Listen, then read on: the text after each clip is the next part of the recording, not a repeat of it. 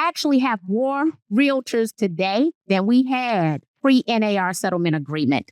There are millions of people who want to do what it is that we do and want our job. They're going to be taught how to do it with no complaints because they will have no idea how it was done pre-August 17th. Amen. Hey, everyone. This is Matt. I'm the producer of Social Selling Made Simple. Today, we're sharing Marky's recent interview on the 13% podcast. They go deep on what it takes to thrive in real estate today, how agents can navigate a post-settlement industry, and why AI is a game changer for lead gen and client service. Let's get right into the conversation. Hey, everybody. I want to welcome you back to the 13% podcast. We are in episode 5. You know that we've had a ton of really national and state and local specialists. I am unbelievably humbled and blessed to have Marky on the podcast today. I dare not even read her resume. This is a 45, 50-minute show, Marky. So we would get nothing done if I just read about you. But you and I have met a few times, whether it was at NAR, we met at the Arizona local, we met at the Arizona State. We hung out at Region 11 up in Jackson Hole, so that was good. But I just want to say hi to you. I want to say thank you and welcome to the state of Arizona and anybody else that's listening. Well, Lance, thank you for having me today. Of course, it's not as hot in Chicago as it is where you are, but it's plenty hot here today. Glad to see you again. We had an awesome time up in Jackson Hole. The scenery just absolutely fabulous. We did. Well, let's jump right into it. Okay. We know the subject of today is doubling your leads, doubling your revenue, all those kind of things. But I was having a meeting the other day with someone, and they were super big producers here in town. One's commercial, like wholesale commercial, and the other is resale residential. And I don't know where it came from, but out of an idea, I said, listen, just because on April 15th, it says 1099 on your tax sheet does not make you an entrepreneur or a business owner. Let's be super clear about that. And I know that's one of your wheelhouses. You're laughing because you know where we're going. So explain to the people that are listening what real-preneur is and what we're doing. So being a real-preneur is being a real estate entrepreneur, but not being an entrepreneur for the sake of calling yourself an entrepreneur. Every single day, I'm seeing people who call themselves an entrepreneur, but at the end of the year, they have absolutely no net income. At the end of the year, they have not paid their taxes, which is why they're likely looking for that extension to see if they can come up with it. Guess what? In the next calendar year. And then in addition to that, they're not putting anything away for their future. They don't have a SEP. They don't have a Roth. They are not creating a legacy. And so we hear the talk of a legacy, but to me, leaving a legacy is our ability to not only help our children, but to also help our grandchildren. And when I think of an entrepreneur, I think about my grandfather. So next month, my family will celebrate 70 years of being in business. They're renaming part of 75th Street to James B. Lemons. My grandfather's been inducted into the Barbecue Hall of Fame. He came to Chicago with nothing. One pair of shoes with holes in them. Him and 3 of his brothers all became self-made millionaires, 3 of them through the restaurant business, 1 through his investment in UPS stock when it was all privately held. So think about how he made out. And so I'm not just thinking about myself. I'm an entrepreneur sacrificing my time and my energy with my husband and my children to position me to be able to provide for my future grandchildren. Oh, so good. So good. On a side note, I'm going to be at IOI and next month, and I think you're speaking. Yes, let's get together. Somehow I am addicted to the show The Bear, so you've got to get me to beef. Really? I am counting on you to get me there. I digress on the. I'm writing it down. You and I are going to beef, and let's do at least lunch, please. That's going to be the best. I love it. The line has been out of the door ever since The Bear. I just need you to know that. I do. We will separate time. You and I and Sam will go. So you know little Sam out of Chicago. Yeah, I know little Sam. Sammy. Sammy, how you doing? So yes, David.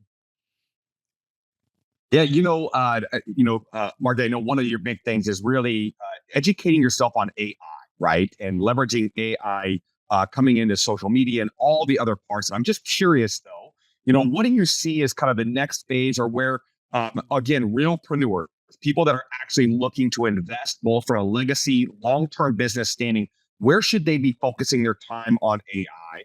What trends do you see that they need to really be investing their time, their energy, their resources to set themselves up over the next 12, 24 months?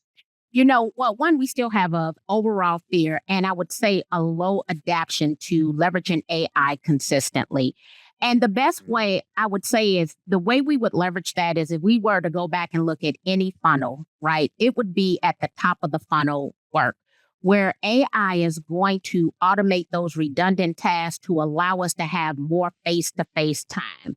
And every agent, there's just this fear. And people are like, well, people prefer me face to face. Well, no, they really want you to solve their buying and selling problems. And if you do that without any hurdles, they don't really care. The studies have shown this, right?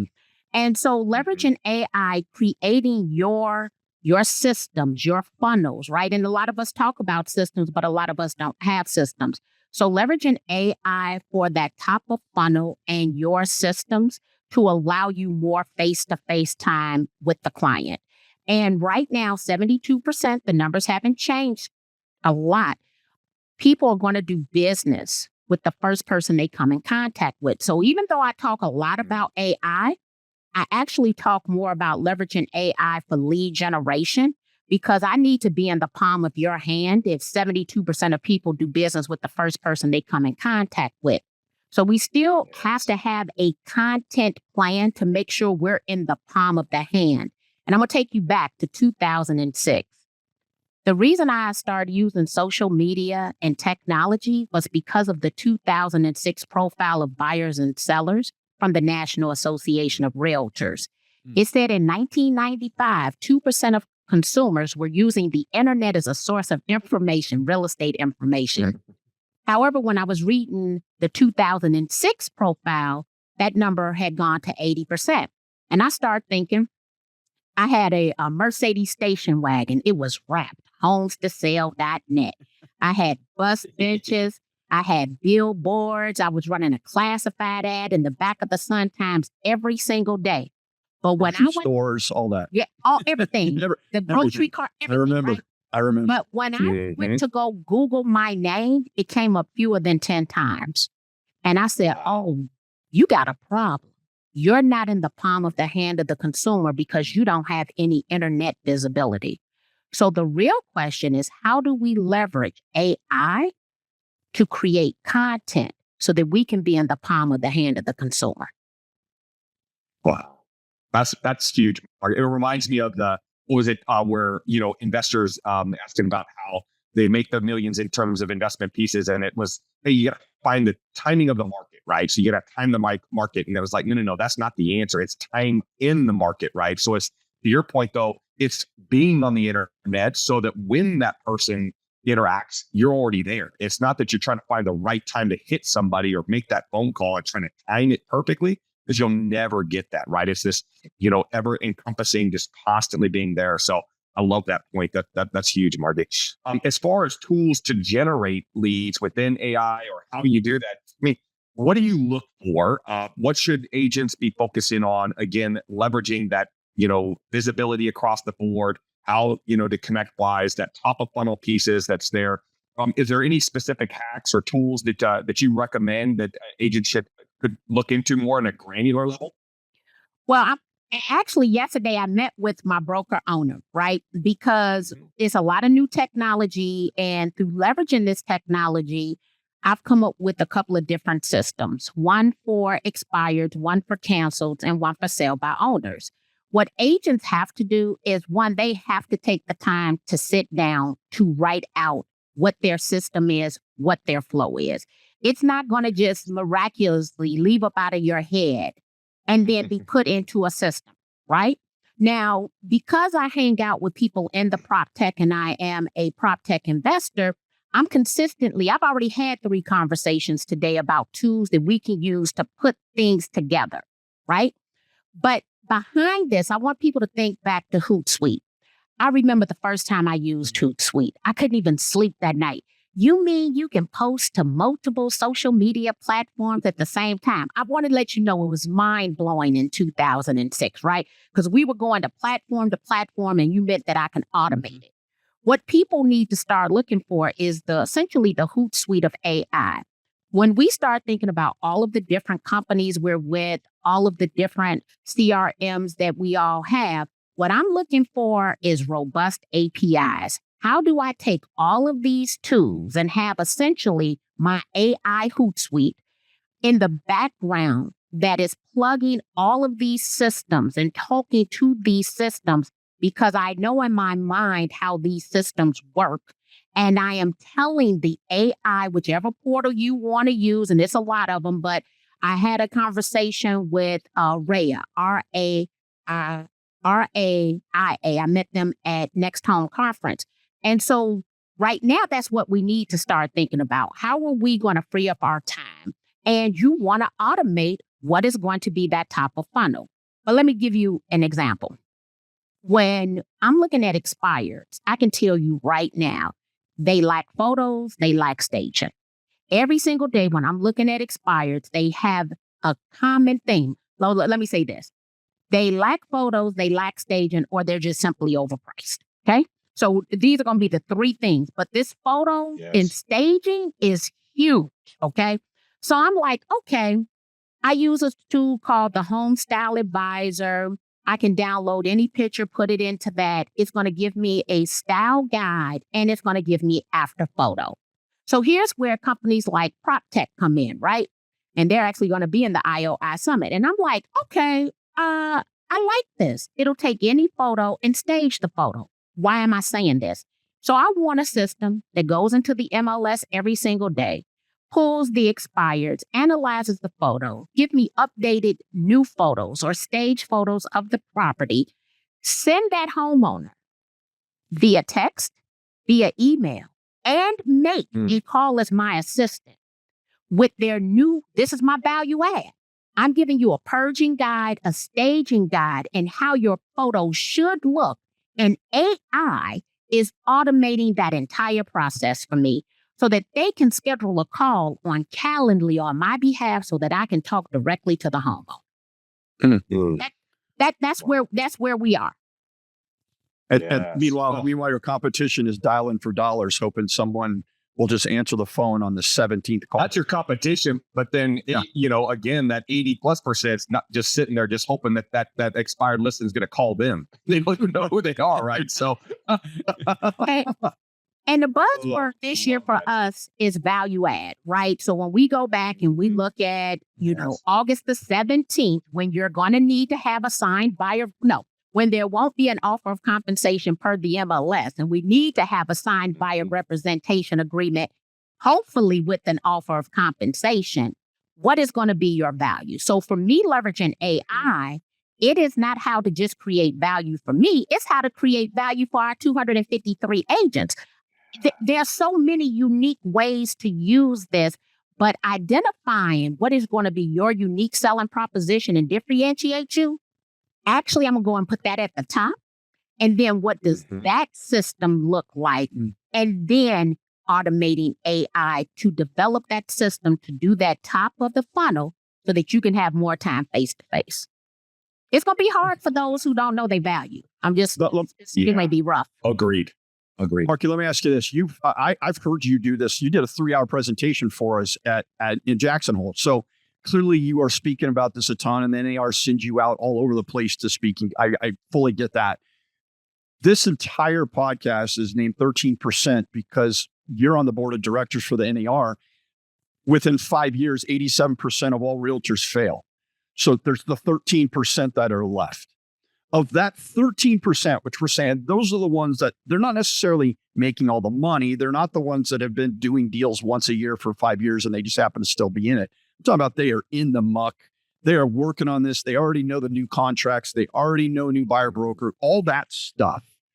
Of that 13%, what would you say, just guessing, we didn't prep for this, of people that are using AI to its efficiency? Would it be 1%, less than 5, 2?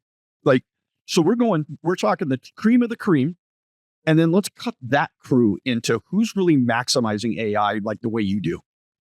Oh, let me say this. I'm gonna go with 1%, and I'm gonna say Do this. What comes to mind? There are two agents in the city of Chicago. So we have platinum level realtors. They're doing anywhere $75 million plus, right? There are two women. I'm gonna just say this: two women. Both of their husbands own predictive analytics companies, right? They've been in this. Okay. And I'm talking about well over a decade. Okay. Both of their husbands own predictive analytic company. So those that are, but to be proficient, because I hear too many people tell me how it's always worked for them. So right now, that 87% actually could rise if they're willing to leverage these tools consistently. Mm-hmm. And I told you about a riser, my son who wasn't doing nothing. Been a real estate broker. Been a real estate this broker, story. right? Been a real estate broker for 3 years. Thought the money would miraculously appear in his bank account. I cut him off. No, absolutely it does You had to not. kick him out. Okay, He good. had all of that, right? Yes. 6 months, earned 6 figures. When I was looking at his numbers this month, with his closing tomorrow, he'll be 2.3 million this month. His volume has increased 141% year over year. What is he doing? He's Chicago's down payment grant king. Now he want to go in and start tinkering something that's working because he wants, and I get it, he wants a higher average price point. I said, we're not getting ready to switch it now because it's working for you. Get to the end of this year with $200,000 in volume, and then you can tweak for next year. But what you're doing right now is working for you, right? Take it, the lower price point, right? Because you are averaging 20. The value add is getting them on a $20,000 grant qualifying call. They all sign by a representation agreement because he got them on a $20,000 grant qualifying call. Okay. I can say this. You can add, let me be clear. Nobody on here today can talk about my son. I can talk about him because I'm his mama. The boy was not consistent. And I'm going to tell you when he got consistent, December the 19th. I remember where we were doing. I remember what we were talking about. I remember his actions since then. He has had over 2 million video views just on Instagram alone with his video. Wow. He had to become consistent at something. And he became consistent at vertical videos. Wow. It's I'm gonna go back for 2 seconds because it just hit me. I've had countless, no doubt you have, no doubt Dave has, as long as the three of us have been in the industry, of countless people who go, you know what, my spouse is a lender and I'm gonna go get my license and we're gonna work together and we're all gonna make a ton of money. And I go, that sounds like a nightmare on every single aspect that you taking it home. I mean, everything can go wrong. Anybody listening to this episode, I hope if you take anything from Marky, I'm going to speak for her for 2 seconds, which clearly I don't need to. But let's be clear. If you're thinking of marrying someone, marry somebody in the prop tech, somebody that's doing AI. Yeah. Not marrying a dang lender. Right? Get that nonsense. Date someone who's in technology along with you. How can men or women marry better than we've been doing? What are we doing? Yeah. I love it. Marky. That is great. Oh, that is great. So obviously consistency is key, right? That's there. I recently saw a Nick Saban quote that said the average player just wants to be left alone, right? The good player wants to see or have some form of coaching, but the great players want to hear the truth, which is what you're talking about with your son, right? I got to hit him with the truth, like between the eyes and going, look, man, this is what's wrong with your game. And you need to stay focused within, maybe before it was like, you need consistency. Now it's like, hey, it's working. We don't mess with what's working. So we got to stay focused within that. I see that as a downfall for so many agents across the board that's there. What are some other mistakes that agents make as they're building out, maybe trying to get into social media, or they're trying to grow that business that's there? What are some of those other pitfalls and those mistakes that you see across the board? One, they don't identify who their target audience is. right? So what my son can tell you is that he has a lot of buyers under the age of 35, but they're all right at that 6-figure income mark, right? And the reason his average price point might be higher than another new agent is 100% because he went to college. I can tell you that right now, because that's where he has all these, 20 to 26 to 35-year-old friends who earn this amount of money, right? Because of that. So we don't identify who our target audience is. I know that 80% of my audience is female, number one age bracket, 45 to 54. So when I'm talking about menopause, it does not resonate with everyone, but it resonates with my target audience. Like my target audience loves a good menopause conversation. They loved my go get fitted for a bra. I've been wearing this wrong size bra for 20 years. You know how many people I referred down to Nordstrom's to the lady who fits me for my bras, right? And I said, imagine you thought you had it right, right? So I'm having grown women conversations, but I'm also where grown women hang out and are willing to share their business in real time. This means that I do not have Snapchat, TikTok, Twitter. I never signed up for Threads. I'm no longer on Clubhouse. And the reason is, are 45 to 54-year-old women on those platforms? Yes, we are. Are we on those platforms willing to be vulnerable and tell our business? Absolutely not. Wow. So I want to be where grown women are willing to share their business in real time with one purpose: updating the customer relationship management system to build rapport. So I am on Facebook, LinkedIn, Instagram, and YouTube because that's where my audience is. And I will also say this: I deleted or never signed up for those platforms at the same time. It was actually this month, 3 years ago. My income has grown every year since I deleted those 5 platforms or didn't sign up for 3. Come more more laser focused on it. Very much laser focused, right? You're spending more time there. You're updating your customer relationship management system more. And so I will tell people all the time what I don't do because I'm clear about who my target audience is. And if you don't know who your target audience is, no AI is going to help. You'll be more productive. It doesn't mean you'll generate more leads. Well, You're throwing a what is it that adage? Yeah, but it's that old adage, right? You're busy doing, but you ain't getting nothing done, right? So, And for me, when I'm thinking with the end in mind and I'm thinking about the legacy creation, I am surrounding myself with younger agents. Tonight, I'm going to a YPN event. Am I going to the after party of the YPN event? No, because one, I'm 54.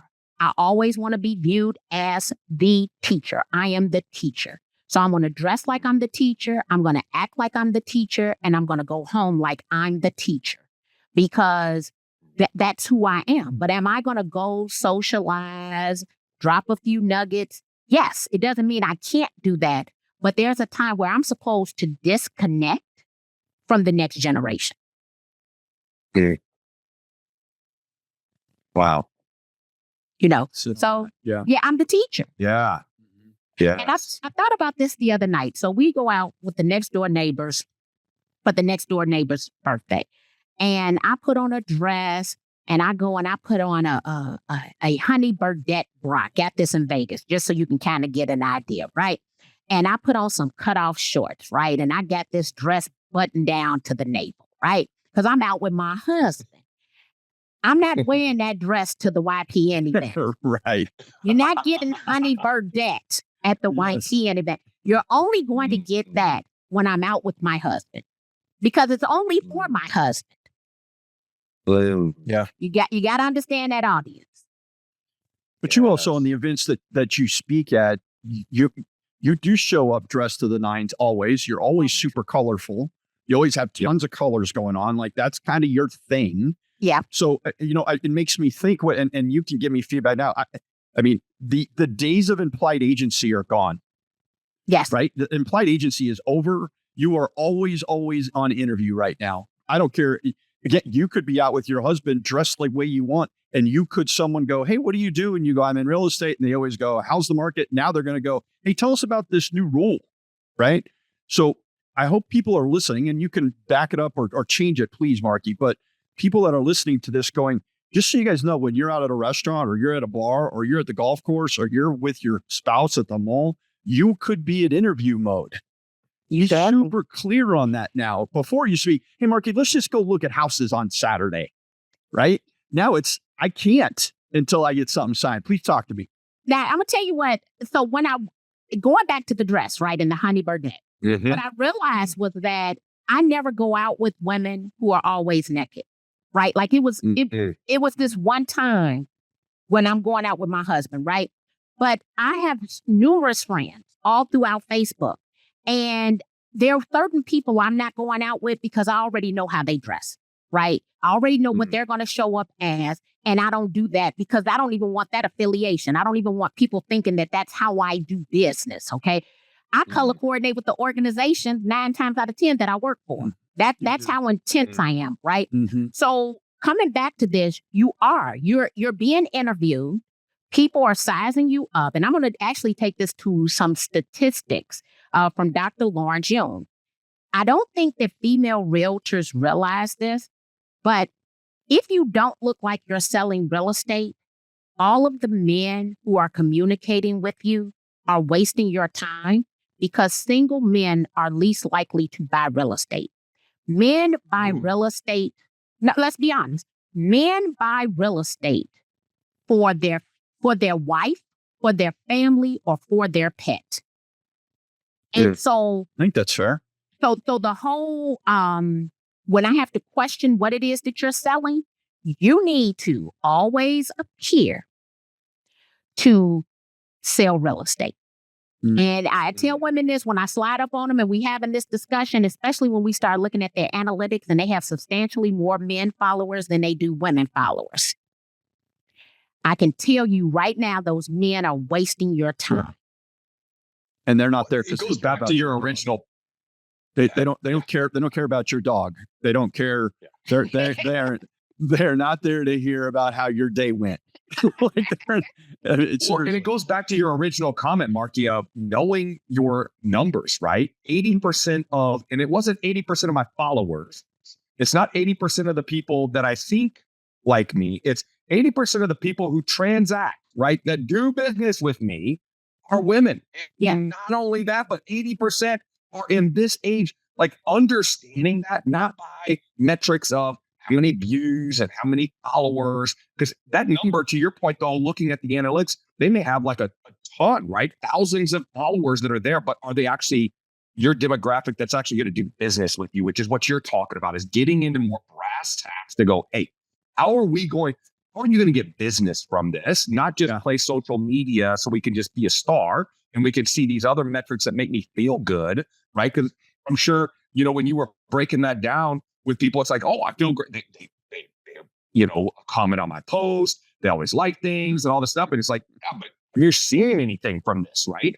I think it's such a critical piece. It goes back to even the foundational element that you said about systems and breaking down, to where it's like the first thing you got to do is write down your system. Like we're talking about AI and futuristic piece, but we're actually talking about pencil and paper going, write it down, right? That's there. That bridge between old and new is such a big deal. So I love that. And I'm still, at the end of the day, I'll be 54 next week. I am still old school. I carry a notepad with me all the time. I was sitting on the couch working through all of these different systems, because if I don't write it down, right, you might miss something. But the likelihood is if you write it down is more likely to occur. So I also believe in the law of attraction. And people would be amazed at what I've manifested just by simply writing it down, right? Sometimes it really does miraculously appear. So we have to understand that target audience. And what I would encourage, if their association is hosting an ADR class, and I'm going to take you back. I am, I'm one of those strange people. And I came into the world of real estate and I never took the pre-license course, there was this very small window of opportunity here in the state of Illinois that if you had an undergrad or a master's degree in certain fields of study, you could just sit for the exam.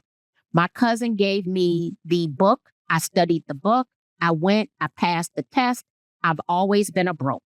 I then thought it was a good idea that I should hold and manage my own license. Now, I'm going to tell you, by the grace of God, I've never been disciplined or reprimanded by the state, okay?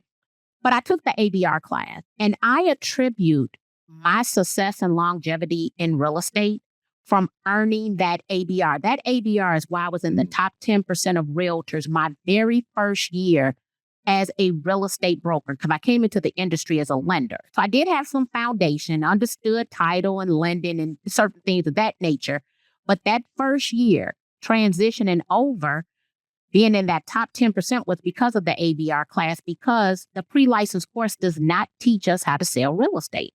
Right. And so now is that time to go back. And imagine this, the pre-license course doesn't teach you how to sell real estate.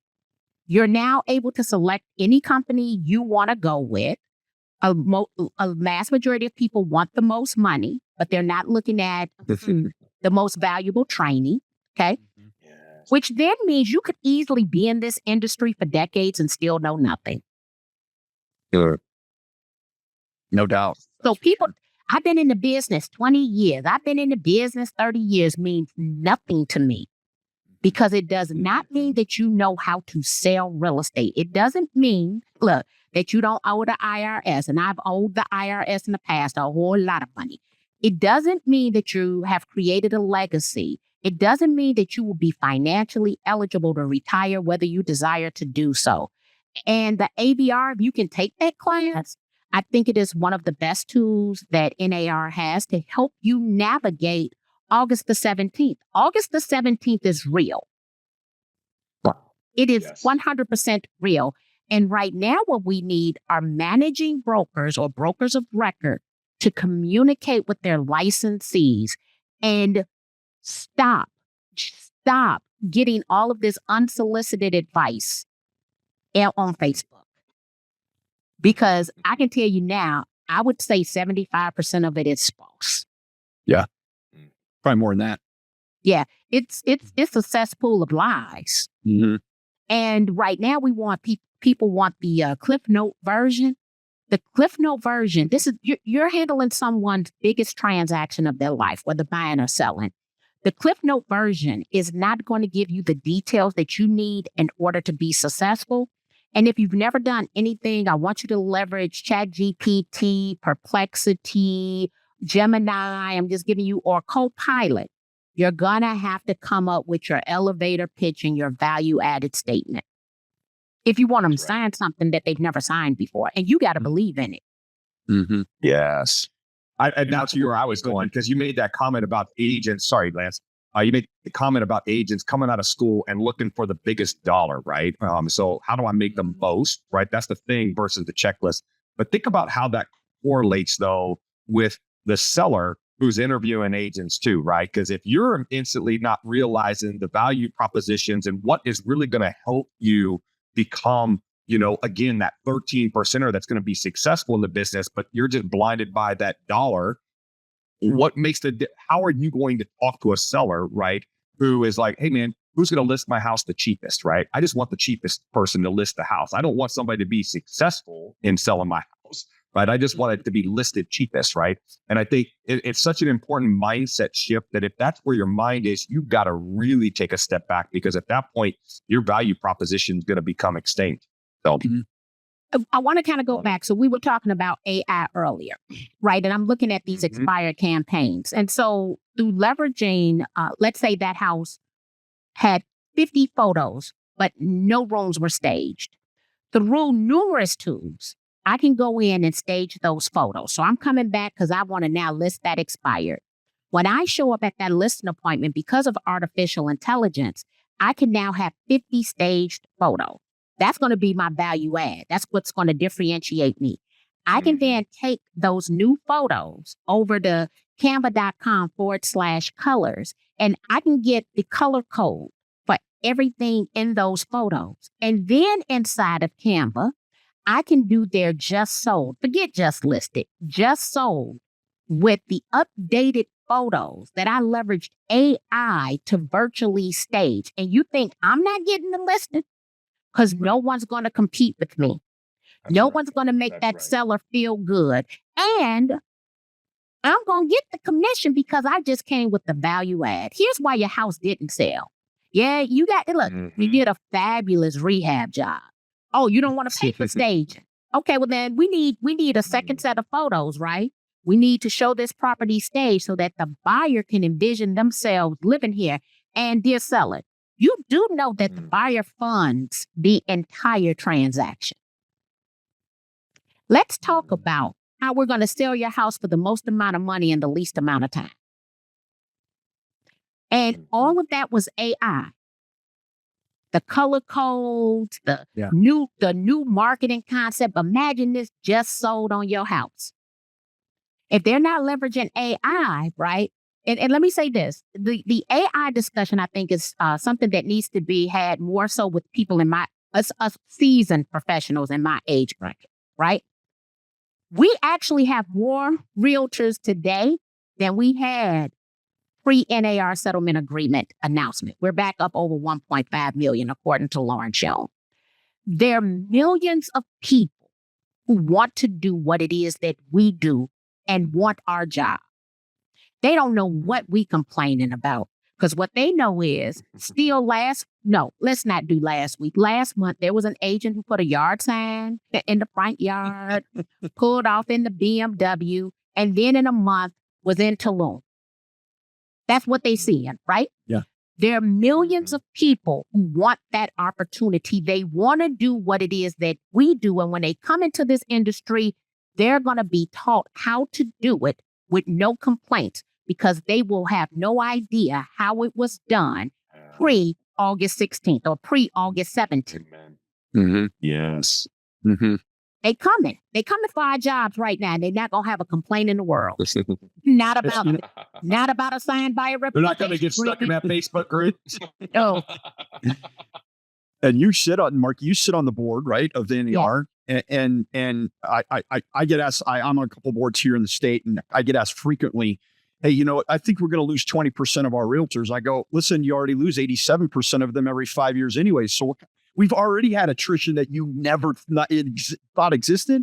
They are all going to fill those spots. You may age out, you may tired out, you may just flat out break out because you can't afford it. But there are people who are coming in the new licensee courses that aren't being taught how to sell real estate. They're being taught how to pass a test, but they are coming for your job, and they don't have anything to bitch about like the rest of us are, right? I don't like to change it. They're going to go, what? This is what I change. So you show up, and this is how we do it. What you do? I don't have to learn it. That's it. I don't have to learn. I love they're it. not going to complain. I mean, we're seeing them right now. They're coming. And they absolutely are. Hey, Marky, I'm going to turn the page a little for you. You said that you manifest you've manifested things by writing them out. Yes. Do you think in any way, we all do 1, 3, 5 year plan, 6-month plan, whatever it is people do, whether their coach tells them to do or their business plan. Could you have 5 years ago in any way manifested what you're doing now and where you're at? Did you see all this? Oh, no, because I did not see AI in my future. I'm just going to, I was using AI like an Otter.ai, which I plugged into Zoom. I was using Grammarly. I've been using that since 2015. I had no idea that November the 30th, 2022, when ChatGPT launched, that I would be at home with a clear mind, willing to embrace it. Absolutely not. AI That's great. was not. And technology was, but not artificial intelligence. Now, some of these other things I could say, yeah, I thought that was going to happen because I had a clear picture of it, like the car that I drive and the suits that I wear and those things, yes. But this artificial intelligence, no.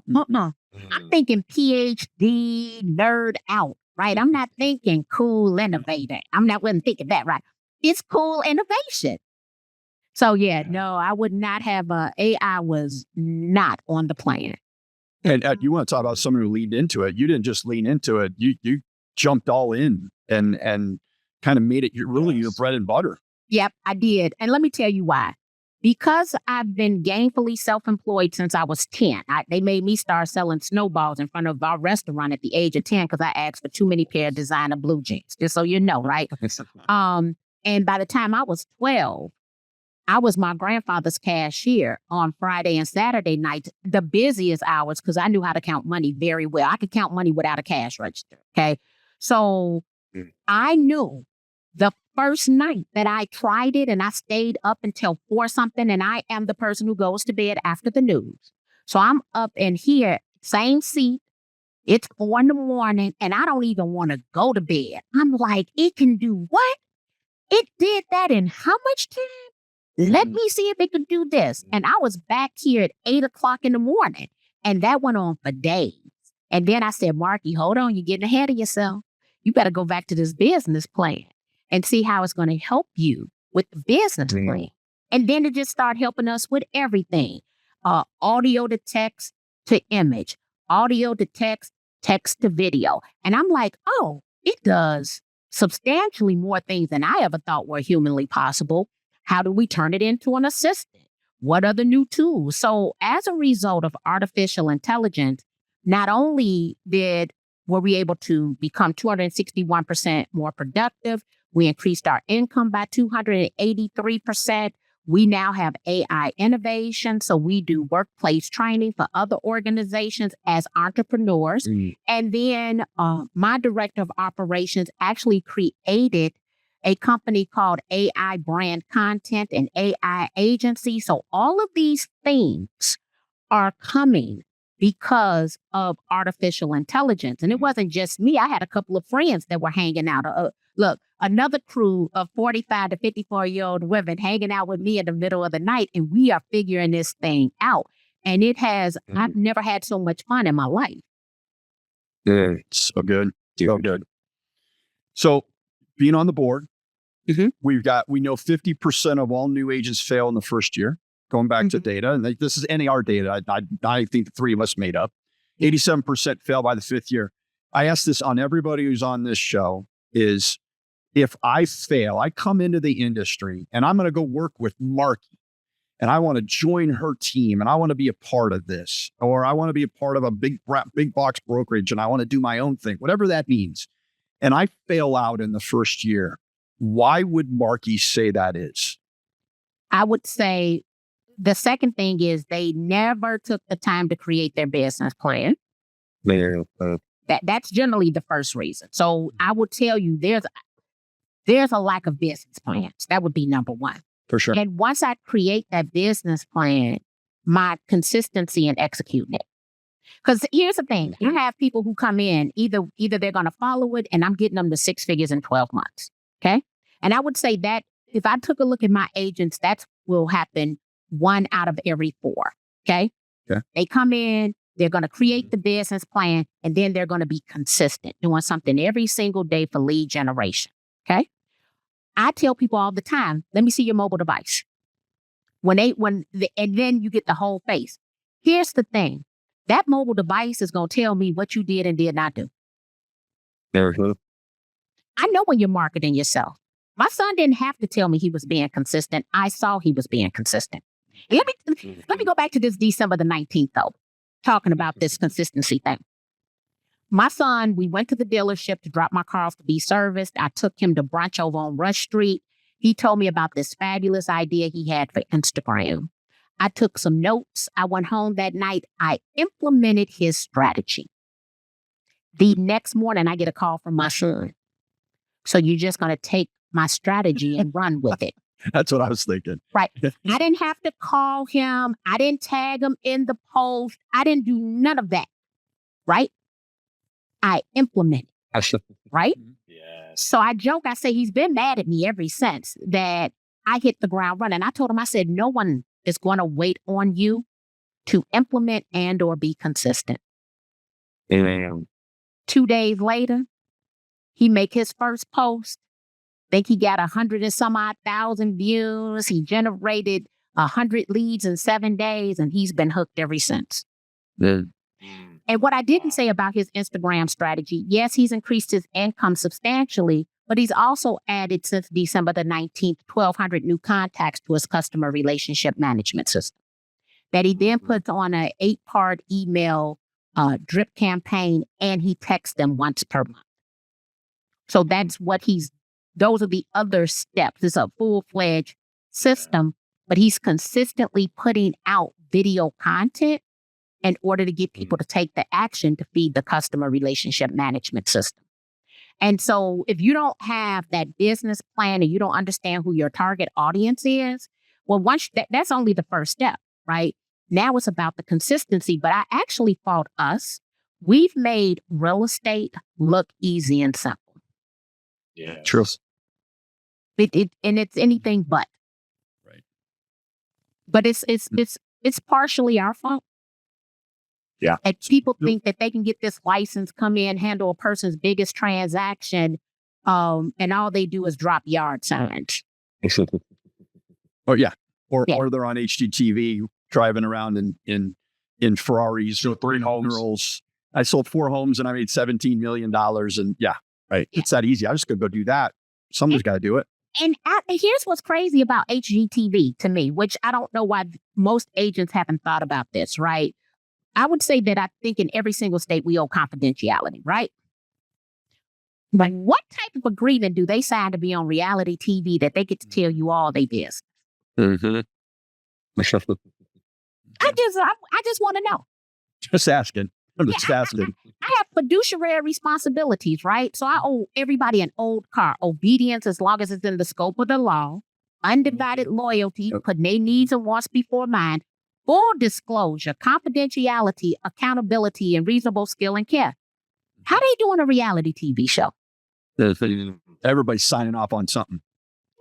It's fake. It's fake. As in, TV, y'all. Yeah. yep. I love Oh it. shoot, I love it. We're as we start to wrap up. Here's another question. This is going to be a pop one for you, real fast pop Okay. quiz.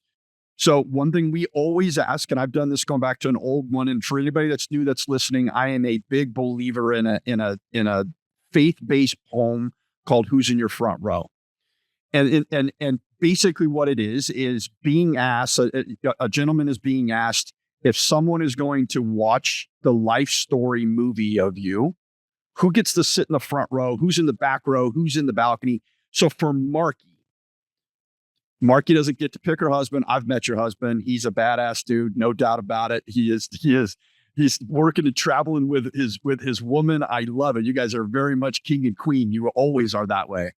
So Thank you. if with no kids, no family, No kids, no family. in Marky's career, who's sitting in the front row that you go, hey, you know what? I don't know if I ever told you, but if you weren't the one that told me to do this, I wouldn't be here. You got one? Yeah. I have a boatload of them. I bet. We're going to put right there in that front row, I'm going to put Frank Williams, 2023 Fair Housing champion for NAR. Frank Williams told me back in 2004-05, he's like, look here, baby doll. And I had come out for the board of directors of the Chicago Association of Realtors 3 times before they put me on. And he said, I need you to volunteer more to be able to volunteer at a higher level. And I need you to become a pre-licensed and continuing education instructor. He said, because they never forget the name of the person standing at the front of the room. That's a fact. That is a fact. Right? Fact. Frank Williams changed my life. And he made me his competitor as a pre-licensed and continuing education instructor. And I just have a love. So he would be there in there. But I'm going to tell you who else I'm going to put in there. We're going to put in there also Zeke Morris, past liaison, NAR, first African-American president of Illinois Realtors.